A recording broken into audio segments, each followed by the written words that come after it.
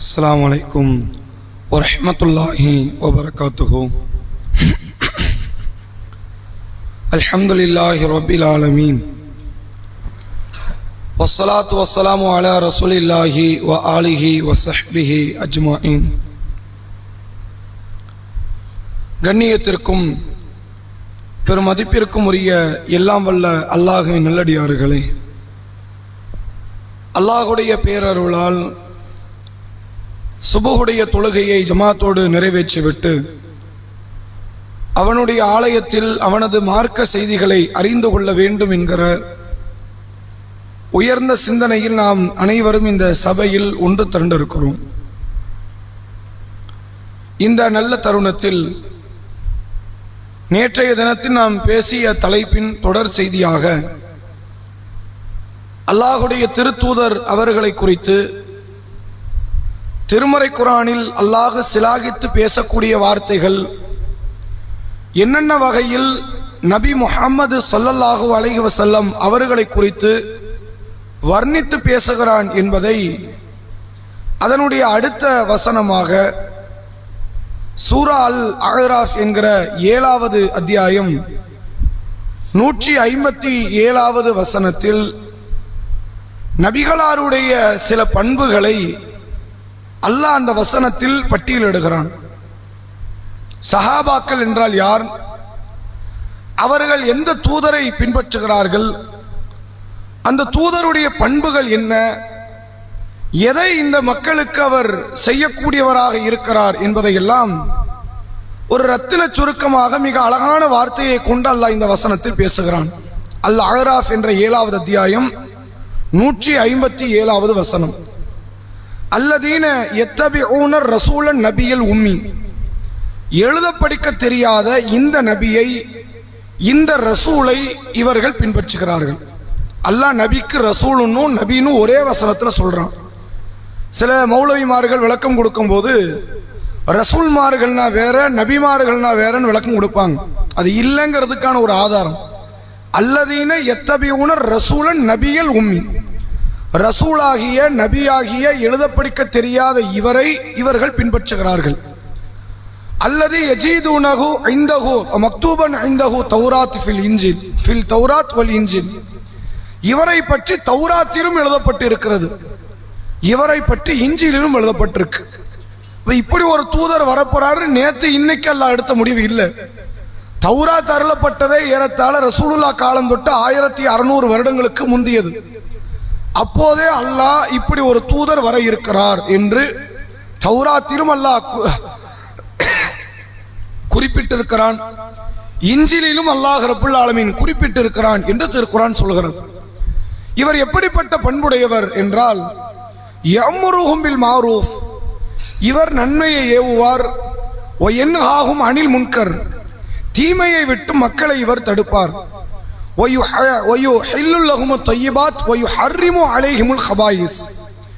எது தூய்மையானதோ அதை மக்களுக்கு இவர் ஆகமாக்குவார், எது அசுத்தமானதோ மக்களை விட்டு இவர் தடுக்கக்கூடிய இடத்தில் இருக்கிறார். முக்கியமான ஒரு வார்த்தையில் அல்லாஹ் இங்க பதிய வைக்கிறான்.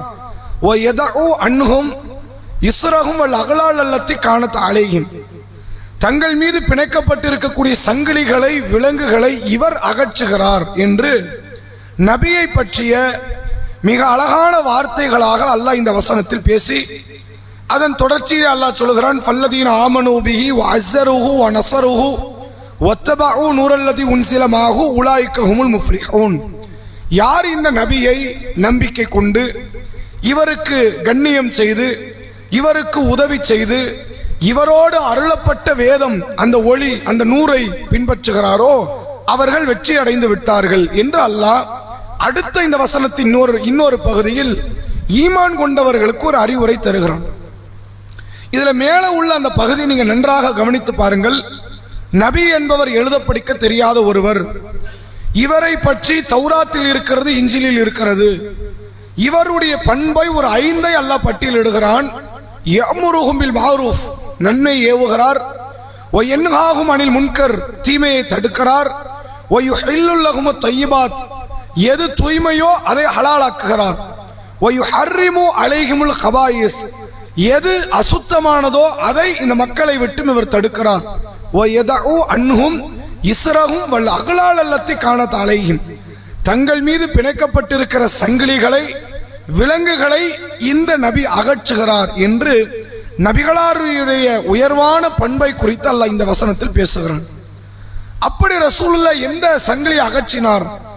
அல்லாஹ்வுடைய ரசூல் அவர்களால் விளக்கப்பட்ட விலங்குகள் என்ன என்றால், அடிமைப்படுத்தப்பட்டு கிடந்த அந்த சமுதாயத்தை நிறத்தால், மொழியால் அல்லது ஆண் பெண் என்ற இனத்தால், வெவ்வேறு காரியங்களால் அடிமைப்பட்டு கிடந்த அந்த சமூக மக்களை அனைவருமே ஒரு தாய் ஒரு தந்தையினுடைய பிள்ளை என்று சொல்லி மக்களை எல்லாம் அவர்கள் மீது பிணைக்கப்பட்டிருக்கிற சங்கிலிகளை அகற்றி எறிந்து சுதந்திர காற்றை சுவாசிக்க வைத்தவர் அல்லாஹ்வுடைய ரசூல்.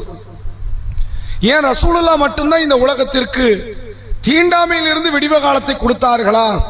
மற்றவங்க யாரும் அந்த போதனை செய்யலையா அப்படின்னா, ரசூலுல்லாஹ் வெறும் போதித்து விட்டு செல்லல. நபி அவர்கள் இந்த உலகத்தை விட்டு மரணித்து 1400 ஆண்டுகள் ஆகிறது. 1400 ஆண்டுகளாக இந்த மார்க்கத்தை கடைபிடிக்கிற எந்த ஒரு மனிதனுக்குமே கருப்பன் வெள்ளை வேறுபாடு வந்ததில்லை. உருது தமிழ் அரபி என்ற வேறுபாடு வந்ததில்லை. நான் இந்த தேசம் நீ அந்த தேசம் என்ற வேறுபாடு வந்ததில்லை. எல்லா மக்களையுமே ஒரு தாய் ஒரு தந்தையினுடைய பிள்ளைகளாக நாம் பார்க்கிறோம் என்றால் ரசூலுல்லாஹ் உருவாக்கிய முறை எப்படி? ரசூலுல்லாவை தாண்டி எத்தனையோ பேரெல்லாம் தீண்டாமை உடைக்கிற பல தத்துவத்தை முன்மொழிந்தார்கள். உலக அரங்கில் நீங்கள் எடுத்துக்கொண்டால் ஆபிரகாம் லிங்கன் என்று சொல்லப்படுகிற அமெரிக்காவினுடைய முந்தைய அதிபராக இருந்தவர், நெல்சன் மண்டேலா என்று சொல்லப்படக்கூடியவர், ஆப்பிரிக்காவில் கருப்பின மக்களுக்காக வேண்டி போராடி தன் வாழ்நாளில் அதிக ஆண்டு காலத்தை சிறைச்சாலையில் கழித்தவர். இப்படி உலக அரங்கில் பல பேர். இந்திய அளவில் எடுத்துக்கொண்டால் இதே கருப்பர்களுக்காக, இதே வேறுமொழிக்காரர்களுக்காக, இதே கீழ் ஜாதி உயர் ஜாதி மாற்ற அந்த ஏற்றத்தாழ்வுக்காக வேண்டி அதை உடைத்தெறிய வேண்டும் என்று அம்பேத்கர் போன்றவர்கள், பெரியார் போன்றவர்கள், இன்னும் எத்தனையோ பல சீர்திருத்தவாதிகள் சமுதாயத்திற்கு வந்திருக்கிறார்கள், போதனைகளை செய்திருக்கிறார்கள். ஆனால் அவர்கள் போதனைகள் அவர்கள் தலைமுறையை தாண்டதில்லை. அவர்கள் தலைமுறையை தாண்டாத அளவில் இருக்கும்போது ரசூலுல்லாஹ்வுடைய போதனை இன்றைக்கு உலகத்தில் 200 கோடி மக்களால் கடைபிடிக்கப்படுகிறது என்றால் அல்லாஹ்வுடைய ரசூல் அவர்கள் போதித்த முறை எப்படி? அப்படி என்ன போதித்தார்கள்? என்ன காரணம் என்றால், நபி அவர்கள் கருப்பு தோல் உடையவராக வந்து கருப்பரை கேவலப்படுத்தாதீங்கன்னு பேசல. ரசூலுல்லாஹ் வெள்ளை தோல் உடையவர். ரசூலுல்லாஹ் கீழ் ஜாதி இனத்தை சார்ந்தவராக இருந்து கீழ் ஜாதி மக்கள் எல்லாம் படாதபாடு படுத்தாதியப்பா அப்படின்னு அவர் பேசல. இவர் மேல் ஜாதியை சார்ந்தவராக இருந்து மக்களை எல்லாம் சமமாக நடத்துங்கள் என்று போதித்தவர். ரசூலுல்லாஹ் அரபி அல்லாதவராக இருந்து அரபி மொழியை அடுத்த மொழி சமமாக பாருங்கன்னு பேசல. தானும் அரபு மொழியாக இருந்து தாய்மொழியாக அரபு மொழியை அல்லாஹ்வுடைய தூதரவர்கள் பெற்றிருந்து அரபு மொழியையும் ஏனைய மொழியையும் சமமாக பாருங்கள் என்று சொன்னவர்கள். எந்த இடத்திலெல்லாம் மற்ற நபி தோழர்கள் கருப்பர்களாக, அரபு மொழி அல்லாதவர்களாக, மற்ற கீழ் ஜாதியாக பார்க்கப்பட்டவர்கள் சமுதாயத்தில் நசுக்கப்படுகிற நிலை வருகிறதோ அப்போதெல்லாம் அல்லாஹ்வுடைய தூதர் அவர்கள் கடும் பார்வையில் அதை தடுத்தார்கள், அதை வேறறுத்தார்கள் என்பதை பார்க்க முடிகிறது.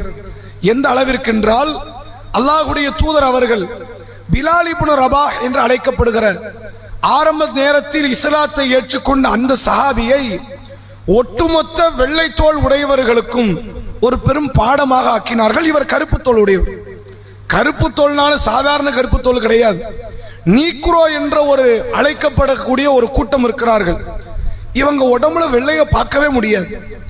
இந்த கட்டுமையான கருப்புன்னு சொல்லக்கூடிய அளவிற்கு அவ்வளவு மோசமான கருப்பு தோல் உடையவர்களும் சமுதாயத்தில் இருக்கிறார்கள். அந்த இனத்தை சார்ந்தவர் இந்த பிலால் இப்னு ரபாஹ் என்று அழைக்கப்படக்கூடிய சஹாபி. இவரை பார்த்தாலே அன்றைக்குள்ள அரபுகுல மக்கள் அடிமை என்று அழைக்கப்படக்கூடிய இடத்தில் இருந்த இந்த பிலாலை தொழுகைக்கு பாங்கு சொல்லக்கூடிய இடத்தில் ஒரு உயர்வு மிக்க ஒரு பதவி. ஏன் அது உயர்வு மிக்க பதவினா, சண்டை போட்டாது வாங்க வேண்டிய பதவி. நாங்கள் சொல்ல சண்டை போட சொன்னது மார்க்கத்தில் எங்கெல்லாம் முதல் சஃபுக்கு சண்டை போடுங்கன்னாங்க.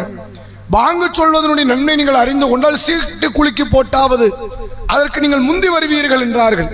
அந்த இடத்த ரசூலுல்லாஹ் அன்ன போஸ்டா கொடுத்தாங்க. போட்டியே கிடையாது. பிலால் கூட பிலால் தான் பாங்கு சொல்லுவாரு அப்படின்னு அல்லாஹ்வுடைய தூதர் அவர்கள் தேர்வு செய்யக்கூடிய அளவுக்கு பிலால் ரதியல்லாஹு அவர்களுக்கு அல்லாஹ்வுடைய தூதர் அவர்கள் முன்னுரிமை கொடுத்தார்கள். இன்னும் பிலாலை பற்றி சொல்வதாக இருந்தால் ரசூலுல்லாஹ்வுடைய விடியல் பிலால்கிட்ட தான் ஆரம்பிக்கும். ரசூலுல்லாஹ்வினுடைய இரவு நேர முடிவு பிலால்கிட்ட தான் முடியும். காலை வேளையில் பிலாலை சந்திக்காத நாளே கிடையாது. இரவில் பிலாலுக்கு சலாம் சொல்லாத நாளும் கிடையாது. அந்த அளவிற்கு ஒவ்வொரு நாளும் அபூபக்கர், உமர், உஸ்மான், அலி ரதியல்லாஹு அன்ஹும் போன்ற பெரும் பெரும் நபித்தோழர்களை சந்திக்காத நாள் கூட ரசூலுல்லாஹ்க்கு இருந்திருக்கும். ஆனால் யாரை சந்திக்காத நாள் கிடையாது? இந்த பிலாலை சந்திக்காத நாள் கிடையாது.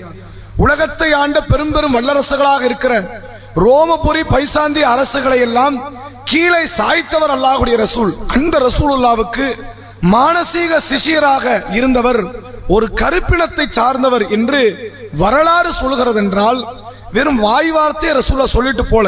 நம்மெல்லாம் ஒண்ணு, நம்மெல்லாம் மொழியில வேறுபாடு பார்க்காதீங்க, நிறத்துல வேறுபாடு பார்க்காதீங்க, இந்த பிலால கொஞ்சம் ஓரமா வைங்க, பக்கத்துல எல்லாம் கொண்டு வந்து சேர்க்காதீங்க, இப்படி பேசல. எதை போதித்தார்களோ அந்த போதனைக்கு ஏற்றவாறு பிலால் ரதியல்லாஹு அவர்களோடு இணைந்து வாழ்ந்தவர் அல்லாஹ்வுடைய ரசூல். எந்த அளவுக்குன்னா மற்ற சஹாபியுடைய தியாகத்தை நினைவு கூர்ந்ததை விட பிலாலுடைய தியாகத்தை நினைவு கூர்ந்தது ரசூலாட்ட அதிகம். ஒரு நேரம் மதீனா நகரத்தில் அல்லாஹ்வுடைய தூதர் அவர்கள் மக்கள் மத்தியில் பேசிக் கொண்டிருக்கும் போது பிலாலை பற்றி நினைவு கூறுகிறார்கள்.